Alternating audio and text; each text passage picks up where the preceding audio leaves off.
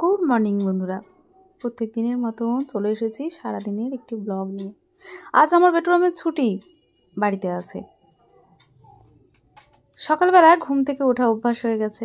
আমি উঠে একটু হাঁটতে গেছিলাম ফোনগুলো চার্জ দিয়ে, এসে দেখি আমার বেডরুম উঠে গেছে। ব্রাশ করে জল খেয়ে আমি বললাম তুই তাহলে লিখতে বস, লেখাটা কমপ্লিট করে নে। ও এখন লিখতে বসেছে, আমি ওইদিকে দুধ গরম করতে দিয়েছি, বেটুরামকে খেতে দেবো। কিন্তু ঘরগুলো ঝাঁট দিচ্ছি, ওকে বিছানাগুলো বাগিয়ে দিয়েছি। তাড়াতাড়ি করে বললাম তুই তো কাজটা করতে বস, খাওয়া দাওয়া করে তখন একটু কানে বসবি। এদিকে কাজগুলো আমি সারতে থাকি, কাজগুলো ঝাঁটটা দিয়ে আমি আমার বেটুরামকে খেতে দেবো। বেটুরাম এবারে দুধ গরম হয়ে গেছে, আমি এবার একটুখানি হরলিক্সটা ওকে করে দেবো। বলছে আমার খিদে পেয়ে গেছে। আসলে সকালবেলায় স্কুল যাওয়ার সময় খাওয়া অভ্যাস হয়ে গেছে, তো হরলিক্স খেয়ে যায় ও। ওকে বললাম ঠিক আছে বাবা দাঁড়া, গরম হয়ে গেছে, এবার আমি গুলে দিচ্ছি। হরলিক্সটা খেয়ে আমার বেটুরাম বসবে একটু গানে।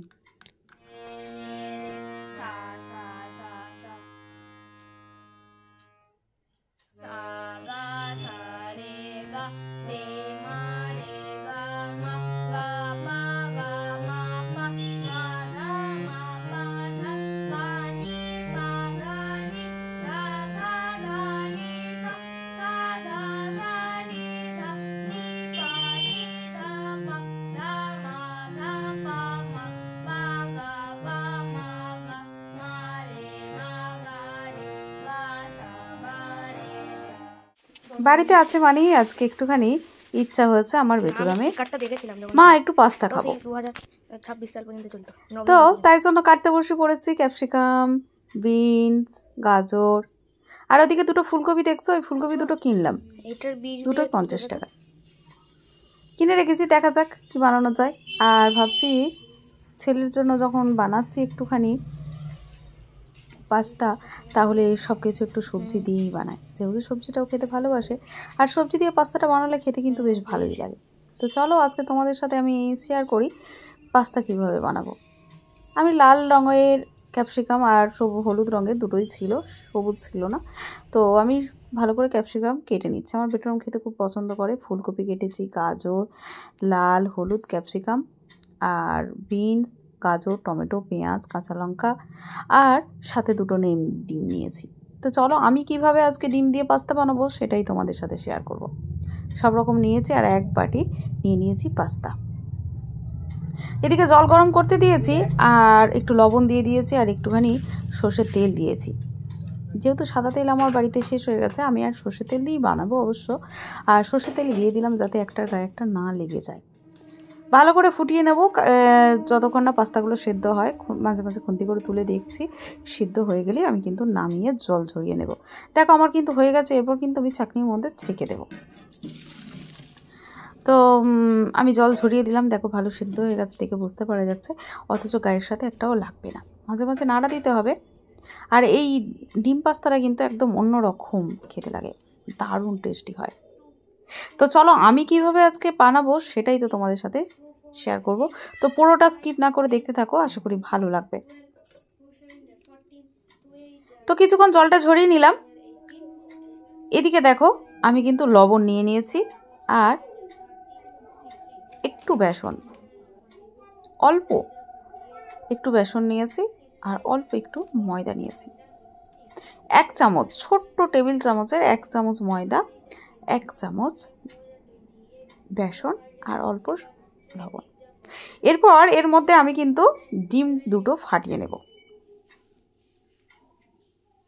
একটু বেসন, একটু ময়দা, অল্প লবণ, আর দুটো ডিম। দুটো ডিমকে আমি কিন্তু ফাটিয়ে নিলাম। এবার একসাথে কিন্তু গুলে নেব।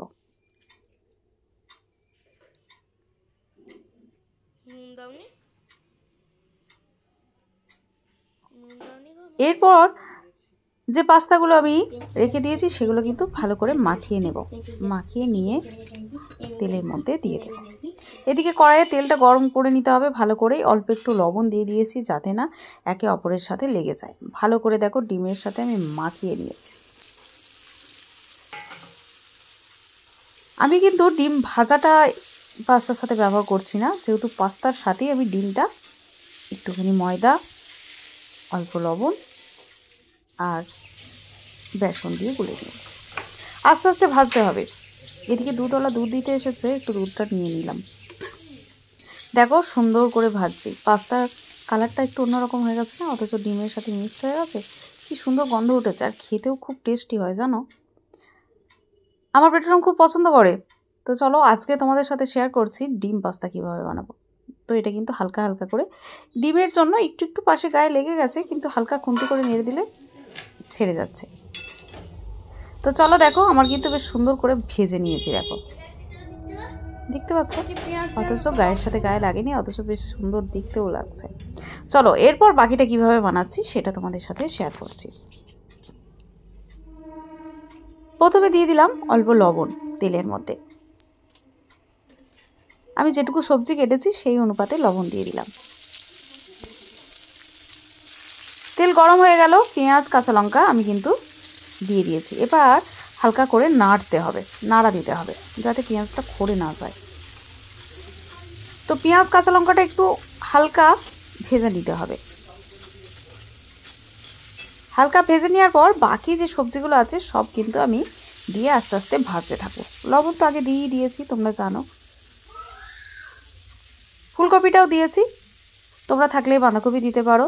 শীতের সব সবজি সব রকম তোমরা একটু দিলে বেশ ভালোই লাগবে। মটরশুঁটিও ভালো লাগবে, কিন্তু এই মোমেন্টে মটরশুঁটি পাইনি জানো, আর সবুজ মটর ছিলও না। তো যেটুকু ছিল সেটুকুই। আর আমার বেটুরা মায় দেখো পাস্তাগুলো ভাজা তুলে খেতে এসেছে, দুটো একটা তুলে খেয়েও নিয়েছে। বেশ ডিম দিয়ে ভাজা হয়েছে তো, মুখটা বেশ খেতে ভালো লাগছে জানো, খুব সুন্দর লাগছে। তো যাই হোক, আমি হচ্ছে কী রে করতে দিবি না, মাঝে মাঝে দেখতে আসছে, পছন্দের খাবার তো। তো চলো সবজিটা বেশ ঢাকা দিয়ে ভালো করে ভেজে নিয়েছি। এরপর কিন্তু আমি দিয়ে দিলাম সয়া সস, দিয়ে দিলাম 2 চামচ, তারপর চিলি সস দিয়ে দিলাম 2 চামচ, আর 2 চামচ দিয়ে দিলাম রেড টমেটো সস। তো এরপর এই 3টে সস 2 চামচ করে দিয়ে দিলাম। এরপর কিন্তু আস্তে আস্তে নাড়তে হবে, সবজির সাথে যেন ভালোভাবে মিক্সড হয়ে যায়। গন্ধটাও কিন্তু বেশ সুন্দর উঠেছে, বেশ ভালো লাগছে। আমার বেটুরাম পাশ থেকে বলছে খুব সুন্দর গন্ধ উঠেছে।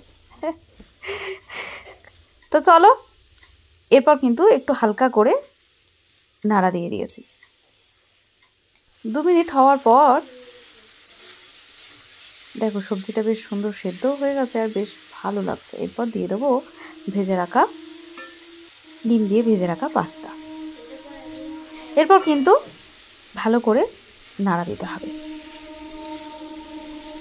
দেখো খুব সুন্দর করে নাড়া দিতে হবে, অথচ গায়ের বেশ মাখো মাখো হয়ে গেছে। দেখো কি সুন্দর লাগছে, মানে পাস্তার সাথে যে ডিমটা দিয়েছি বোঝাই যাচ্ছে না, অথচ টেস্টি হবে খুব সুন্দর। তোমরা পারলে একবার বানিয়ে দেখো, খুব সুন্দর খেতে লাগবে। তোমরা এইভাবে বানিও। হ্যাঁ, ডিম দিয়ে ডিম ভাজা করে তো বানানো যায়, কিন্তু পাস্তাটাকে ডিমের সাথে গুলে ভাজা করে এরকমভাবে বানিয়ে একবার দেখো, খুব সুন্দর লাগবে খেতে। একটা অন্যরকম, পাস্তাটা যখন মুখের মধ্যে মানে আমরা যখন খাবো চেবাবো যখন, একটা অন্যরকম স্বাদ আনবে।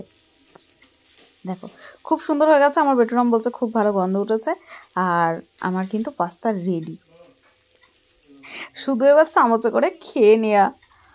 তো চলো আজকে আমার বেটুরাম খুব খাওয়ার জন্য উতলা হয়ে উঠেছে। আমি তো ভাবলাম চলো অনেক দিন ধরেই বলছে, তো আমার বেটুরামটাকে একটু সুন্দর করে বানিয়ে দিই। ব্যাস, আমি এবার প্লেটে ঢেলে দিলাম।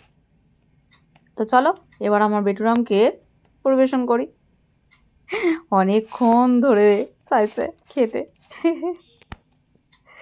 অবশ্যই এবার মাছগুলো বেছে নেব। আমার বেটুরামকে খেতে দিয়ে দিয়েছি, মাছগুলো বেছে আবার রান্না করতে হবে তো দুপুরের, বুঝতেই পারছো। তো লাল ভোলা একটুখানি বেছে নেব। এদিকে আমার বেটুরাম খেতে বসেছে, খাচ্ছে, আমাকে একটু খাইয়ে দিচ্ছে।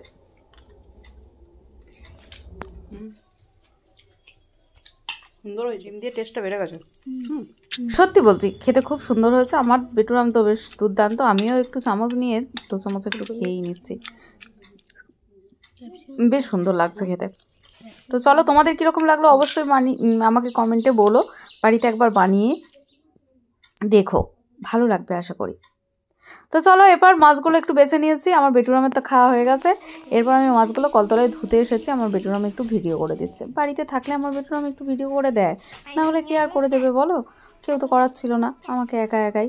আর একা একা তো হয় না সব সময়, আর এখানে জায়গা খুবই ছোট যে স্ট্যান্ড রেখে যে আমি করব সেরকম পরিস্থিতিও নেই। তো যাই হোক চলো, মাছগুলো আমার বাছা হয়ে গেছে, ধোয়া কমপ্লিট। এরপর চলে গেলাম বেটুরামের ম্যামের বাড়িতে, কিছু ফুল গাছ দেবেন ম্যাম, সেই ফুল গাছ আনতে চলে গেছি। উঠে একদম 3তলার ছাদ থেকে একটুখানি ভিডিওটা ঘুরিয়ে করে নিলাম।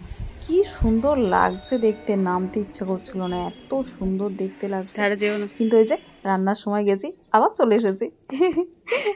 এদিকে মাছটা নুন হলুদ মাখাইনি, জল ঝরতে দিয়ে গেছিলাম। এরপর জল ঝরে গেছে, নুন হলুদ মাখিয়ে দেবো, তারপর তাড়াতাড়ি করে রান্না করতে হবে, অনেকটা বেলা হয়ে গেছে জানো। তো আজকে কি সেরকম বিশেষ কিছু রান্না করব না, চলো যেটুকু পারি আজকে এই মাছটা দেখছো, এই মাছটা তো তেল ঝাল করব, লাল ভোলা মাছের তেল ঝাল। আর বাকি কি রান্না করবো এখনও ঠিক করতে পারছি না জানো তো। তো যাই হোক দেখা যাক। ওই যে ভাতের মধ্যে আলু ভাতে দিয়ে দিয়েছিলাম জানো, পেঁয়াজ ভেজে কাঁচা লঙ্কা ভেজে একটু ভালো করে সুন্দর করে মেখে নিলাম, আর লাল ভোলা মাছের তেল ঝাল, সাথে আরেকটা কি করেছি। তো চলো খাবার সাজাতে সাজাতে দেখে নেওয়া যাক আর একটা কী করেছি। এদিকে বাটি ভাত সাজিয়ে নিলাম। তোমরা তো জানো আমি প্রত্যেক দিন খাবার সাজাতে খুব ভালোবাসি, আমার বেটুরামের জন্য বেশ ভালোই লাগে, সুন্দর লাগে। ও যে ব্রাহ্মী শাক ছেলের জন্য ঘি দিয়ে ভাজা করেছি, একটু বাটিতে বসিয়ে দিয়েছিলাম বুঝেছো, ঘি দিয়ে। এর সাথে মুসুরির ডাল আর পেঁয়াজ ভেজে কাঁচা লঙ্কা ভেজে আলু ভাতে মাখা সুন্দর করে, আর লাল ভোলা মাছের তেল ঝাল, এইটুকুই রান্না করেছি গো। কীরকম লাগলো অবশ্যই কমেন্টে জানিও, ভালো লাগলে লাইক কমেন্ট শেয়ার করে দিও। আজকে ভিডিওটা এই পর্যন্তই, আর বাড়ালাম না জানো। এরপর যাব একটু নাচের ক্লাসে, একটু রেস্ট নিয়ে চলে যাব বিকেলবেলা নাচের ক্লাসে।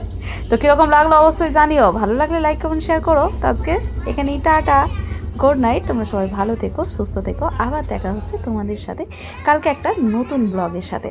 আজকে যেন টাটা, গুড নাইট।